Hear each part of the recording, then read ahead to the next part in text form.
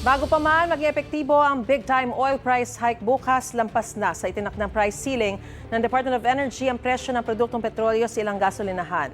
Tulad sa isang gasolinahan sa Kasiguran Aurora kung saan halos 97 pesos na ang kada litro ng diesel, halos 87 pesos naman ang kada litro ng gasolina. Paliwanag ng isang retailer, hindi na nila kontrolado ang presyo ng produktong petrolyo dahil mataas na rin ang benta sa kanila ng distributor. Sa Isabela City, Basilan, nasa 79 pesos kada litro na ang presyo ng krudo sa ilang gasolinahan. Sabi ng isang motorista, 10 litro lang ang napakarga niya mula sa dating 20 litro dahil sa mahal ng presyo. Sa Pio Duran, Albay, 75 pesos at 50 centavos kada litro na ang presyo ng diesel sa ilang gasolinahan. Nasa 74 pesos naman ang kada litro ng gasolina, depende sa klase nito.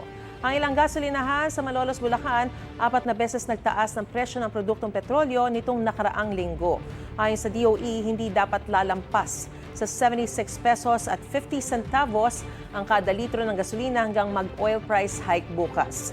Hanggang 74 pesos at 81 centavos lang dapat ang diesel at hindi dapat lalampas sa 100 pesos ang kada litro ng kerosene. Ang napakataas na presyo ng produktong petrolyo ay bunsod pa rin ng gulo sa Middle East. Gusto mo bang mauna sa mga balita? Mag-subscribe na sa GMA Integrated News sa YouTube at tumutok sa unang balita.